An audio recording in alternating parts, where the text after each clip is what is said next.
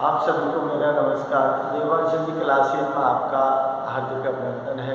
जय श्री कृष्ण, राधे राधे। देखिए, आपके और मेरे बीच में सेनापति से संबंधित पद चल रहे थे। करीब करीब पद उनके हो गए हैं। रेगुलर जो क्लास ले रहे हैं बच्चे वो सारे उनको करवा दिए हैं, लेकिन कुछ पद ऐसे हैं कि जो उनकी सीरीज में नहीं थे, क्योंकि सीरीज में सारे पद नहीं होते हैं, पद अधूरा रहता है। तो कुछ ऐसे पद हैं जो उनके नहीं है, उनको मैं यहाँ वीडियो में आपको डाल रहा हूँ। उसमें आपको व्याख्या कर देता हूँ, तो थोड़ा सा समय निकाल कर उनको देख लेना। तो देखिए, जैसा सेनापति के विषय में अपन जान चुके हैं, पाठ परिचय उनका जीवन जैसे दिया है कि सेनापति जी क्या है, भक्ति काल के अंतिम चरण के और रीति काल की शुरुआती दौर की कवि हैं, तो वो संधि युग के कवि हैं। तो जैसा दिया है कि इनके पिताजी का नाम क्या है, गंगाधर, और पितामह का मतलब होता है बाबा, जिसे दादा कहते हैं अपन। तो दादा कौन है? परशुराम दीक्षित है।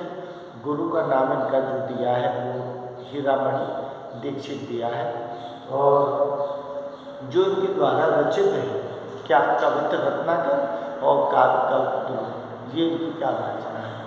तो कवित्र रत्नाकर उसमें 5 तरंगें दी हैं। तो शुरुआती दौर में जो है उनमें प्रभु श्री राम की महत्ता, उनका आदर्श चरित्र भी इनकी काव्य में देखने को मिलता है। और बाद में ये ब्रज वृंदावन आकर रहे तो वहाँ कृष्ण का भी वर्णन इन्होंने किया है। तो ब्रज भाषा का प्रयोग, खड़ी बोली संस्कृत निष्ठ भाषा का प्रयोग सेनापति ने किया है। तो सेनापति जो रीतिकाल के अंतिम चरण जो है उसके युग के कवि हैं, जिसमें उन्होंने श्रृंगारिक रचना में नायिका की सुंदरता, उसका सौंदर्यकरण से संबंधित कई पद लिखे हैं। तो नायिका श्रृंगारिक रूप जो होता है, तो श्रृंगारिक रूप में जिसे अपन कहते हैं संयोग की स्थिति का भी चित्रण होता है और वियोग की स्थिति का भी चित्रण होता है। लेकिन सेनापति जी ने श्रृंगारिक चित्रण में केवल संयोग की स्थिति और नायिका की सुंदरता का जो वर्णन है ना, उसको किया है। वियोग की स्थिति का कहीं उन्होंने चित्रण आपकी पाठ्यपुस्तक में नहीं दिया गया है। तो आप श्रृंगारिक जो चित्रण है उसको थोड़ा सा पढ़ लेना। तो देखिए क्या दिया है कि उनकी जो नायिका का जो बात बताई थी कि उससे पहले उनकी आँखों की छवि है और उनके कानों में पड़ा हुआ तरोना है, जो उसकी आँख को छूने का प्रयास करता हुआ बड़ा शोभायमान लग रहा है। और उसकी उपमा देने के लायक सेनापति कहता है कि नायिका इतनी सुंदर है कि उसकी उपमा देने लायक मेरे पास कोई उपमान भी नहीं है। जिसमें मृगछोना, जो हिरण का बच्चा होता है, उसके समान सुंदर रूप दिखाया है उसका, और श्याम वर्ण की है। और उसके जो मूरत है, सूरत मूरत जो है, तो मोहिनी मूरत सांवली सूरत जैसी है।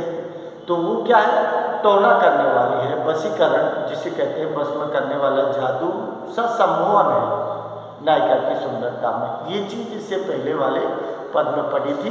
लेकिन अब जो बात आ रही है अपनी, वो क्या दिया है कि जो नायिका की क्या दिखाई है, नायिका के जो बाल हैं वो बाल एकदम सघन काले दिखाए गए हैं, और उसकी सघन कार्य होने के कारण उसकी समानता करने के लिए जो उपमान दिए गए हैं वो उपमान भी उसके सामने फीके दिखाए। तो उसमें देखिए क्या क्या चीज़ों का वर्णन किया है कि कालंदी की धार निर्धार, कालंदी की धार, कालंदी यमुना श्याम रंग की है, और क्या है, बाल भी उसके काले हैं, श्याम हैं। तो इसीलिए दिया है कि कालंदी की धार निर्धार। अरे जो कालिंदी की धार है, जो निर्धार, अरे कालिंदी की जो धार है वो तो क्या होती है, निर्धार होती है, जो निरंतर प्रभावित होती रहती है। लेकिन जो नायिका के बाल है ना, वो निर्धार नहीं है, उनका तो आधार है नायिका का सिर, तो नायिका के सिर से चालू हुए हैं बाल, तो वो निर्धार नहीं है, वो तो आधार है। क्या दिया है कि अधर, अरे जो क्या दिया है, कालिंदी की धार, जो यमुना नदी का पानी है, वो जो श्याम वर्ण का है, उसका तो कोई आधार नहीं है, वो निरंतर जल प्रवाह चलता रहता है। लेकिन नायिका के जो काले बाल है ना, वो तो आधार है उसका, क्योंकि वो उसके सिर में है। क्या दिया है, गण आली के धरत जा निकाई के नैलेस। नैलेस, नैलेस का मतलब होता है थोड़ा बहुत भी उसकी बराबरी नहीं कर सकते। नायिका के जो काले बाल है ना, उसकी बराबरी क्या नहीं कर सकते। इसमें क्या दिया है, गण आली के धरत।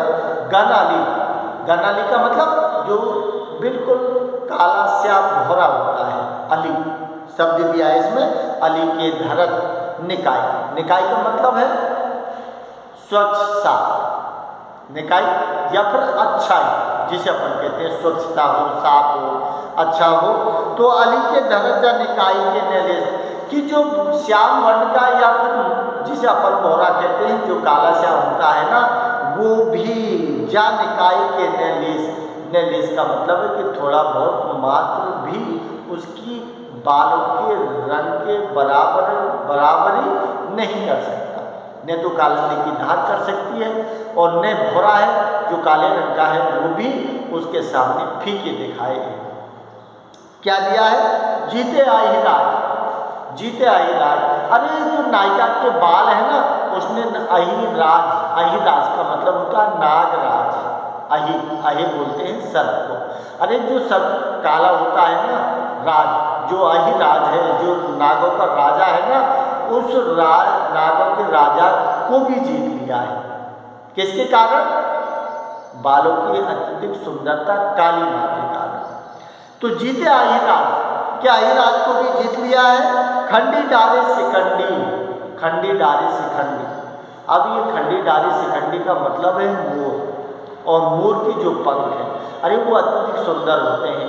उनमें भी काली माँ और लाली माँ, वो नीली माँ होती है। तो काली माँ और नीली माँ मिलकर अच्छे रंग की ओर संकेत करती हैं। लेकिन क्या दिया, खंडी डारी शिखंडी, इसका मतलब कि जो मोर है ना, उस मोर का वर्ण भी उसकी काले बालों के सामने वो भी बेकार है। क्या दिया है, घन, घन माने बादल भी बेकार है, बादल भी काले होते हैं, वो भी उसके बराबरी नहीं कर सकते। इंद्रनील की रति, इंद्रनील, इंद्रनील का मतलब है इंद्र, नीलमणि जो पर्वत है, वो नीलमणि पर्वत भी सुंदर है, लेकिन उसके बालों के पीछे नीलमणि पर्वत है ना, वो भी फीका है, बादल भी फीके हैं, मोर भी फीका है, और कौन है, अहिराज भी फीके है। इसका मतलब है कि नायिका के बालों की सुंदरता के बराबर कोई और उपमान नहीं है। क्या दिया है, इंद्र नील करत कराई नाही यही सही, नाही यही सही। नाही ये सही का मतलब है कि उसकी कोई समानता नहीं कर सकता, ना अहिराज कर सकता है, ना भौरा कर सकता है, न बादल कर सकता है, न नीलमणि पर्वत कर सकता है। इसका मतलब सबसे सुंदर नायिका के बाल अत्यधिक दिखाए हैं। क्या दिया है, एडिन लगत सेना ही के हर शिकार। अरे नायक कोई भी देखने वाला है ना, जब भी देखता है तो देखकर खुश हो जाता है नायिका के बालों को। क्या दिया है इसमें, एडिन लगत सेना। अरे जो उसके बालों की जो सेना है, बालों की जो लंबाई है ना, वो क्या दिखा है, एडिन लगत। अरे नायिका के सिर से लेके एडी तक उसके बालों की लंबाई है, जो बहुत अच्छे सुंदर लगते हैं। हिये के हरस कर, हिये का मतलब हृदय, हरस कर, हरस का मतलब कि जो कोई नायिका को देखता है और वो नायिका के सुंदर बालों को देखकर उसका हृदय भी प्रसन्नचित्त हो जाता है। क्या दिया है, देखत हरत रति कंद के कलेश को। अरे जो कामदेव से पीड़ित जो मानव है ना, उस नायिका के सुंदर बालों को देख लेता है और उस नायिका की सुंदरता को देख लेता है ना, तो रति के पति कामदेव के कारण जो कलेश है मानवीय शरीर में, वो सारे के सारे दुख पीड़ा को भूल जाता है। क्या दिया इसमें, देखत हर, अरे देखते ही हरत माने हरण हो जाना, समन हो जाना, क्या दिया, रतिकंद के कलेश। रतिकंद, रति का मतलब कामदेव की पत्नी रति, जो प्रेम की ओर इशारा करते हैं, क्योंकि प्रेम में रति और का पति कामदेव का ही नाम आता है।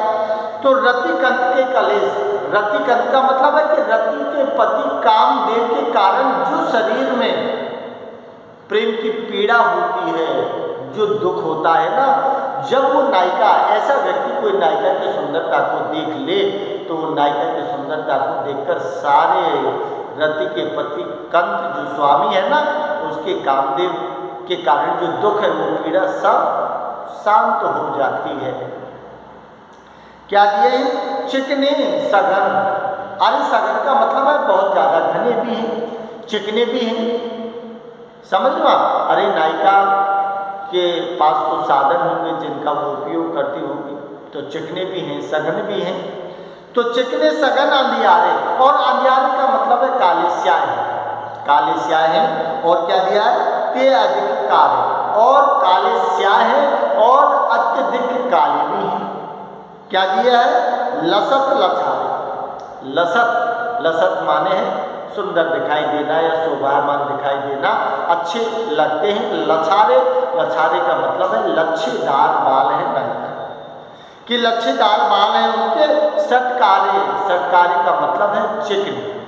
अरे लच्छेदार हैं और चिकने हैं तेरे केस, हे नायिका कि तेरे केस कैसे हैं, सघन काले हैं। और क्या दिया है, लच्छेदार हैं, सटकारे, इसका मतलब चिकने भी हैं।